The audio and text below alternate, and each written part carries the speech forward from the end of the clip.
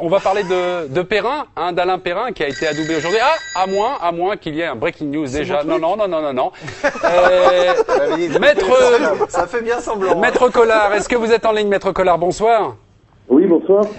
Maître Collard, votre nom arrive dans cette affaire, l'affaire de Santos Miraciera, car vous allez désormais lui porter conseil. Alors, nous, on a eu des dernières révélations sur le dossier fait par la sœur de Santos Miraciera. Santos aurait été bastonné en prison par la police. Conséquence, 7 points de suture. Est-ce que, tout d'abord, vous nous confirmez cette information?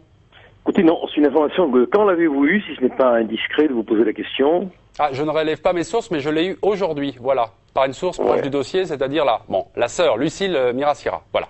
Écoutez, Lucille, moi je l'ai vue hier. Vous venez de la révéler, votre Oui, mais enfin bon, voilà. Je me prends un peu les pieds dans le tapis, mais voilà. Mais en tout cas, voilà. Non, vous nous confirmez pas l'information. Non, je la confirme pas parce qu'elle ne m'a pas été communiquée. Hein. Bon, vous arrivez en jeu, les choses vont bouger, Maître Collard? Écoutez, il faudrait espérer qu'elle bouge vers la sortie, surtout, hein, pour ce malheureux Santos qui est en prison depuis très longtemps, hein, et pour des faits qui, même quand on prend l'acte d'accusation, semble quand même pas d'une gravité inouïe. Hein. Le policier qui aurait reçu le coup, bénéficie de 10 jours d'ITT, ce qui est quand même pas extraordinairement grave. Hein. Votre stratégie, Maître Collard, dans cette affaire, donc c'est difficile parce qu'il faut à la fois être très ferme et en même temps très diplomate. Bon. Il ne faut pas vexer la justice espagnole, qui, comme toutes les justices du monde, a son quant à soi. Hein. Mais en même temps, il faut faire comprendre que on va pas accepter qu'un supporter, sous prétexte qu'il est marseillais, parce que ça compte. Hein. C'est incroyable, mais il y a des préjugés comme ça. Hein. Qu'ensuite, parce qu'il est français, hein, parce qu'il est reconnu comme étant français par les Espagnols, alors que il est quand même d'origine espagnole, hein, mais il a opté pour la nationalité française.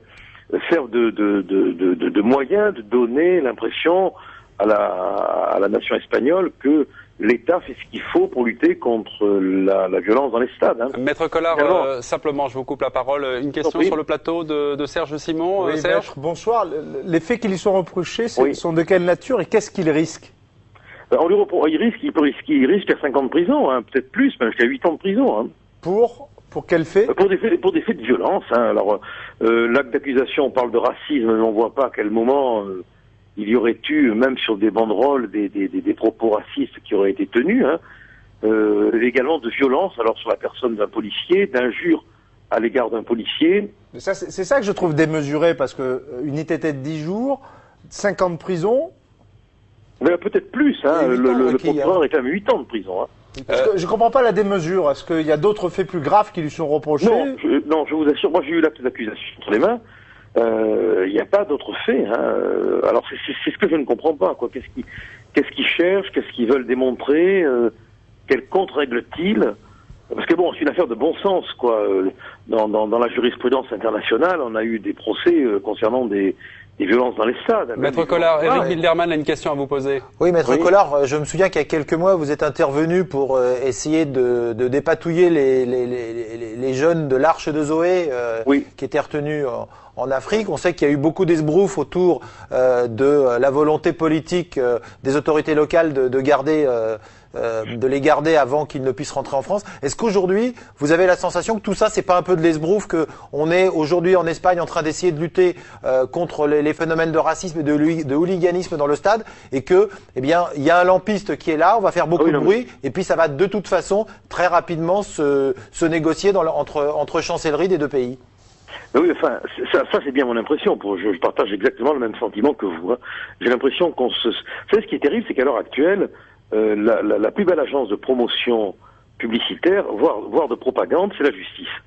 Un bon procès, bien médiatisé, bien orchestré, ça vaut une campagne de pub. Hein. Et j'ai l'impression que ce pauvre Santos, son casier judiciaire, il devient un peu comme une page de pub. Hein. On a envie d'écrire dessus pour faire croire que l'Espagne se bat contre le hooliganisme, contre la violence dans les sports. C'était Maître Collard. S'il est condamné, on n'est quand même pas au Tchad. Hein. Okay, on n'est pas au Tchad. Hein. Merci Maître Collard. Merci Maître Collard. Merci d'être intervenu en direct ce soir sur cette affaire Santos Miraciera.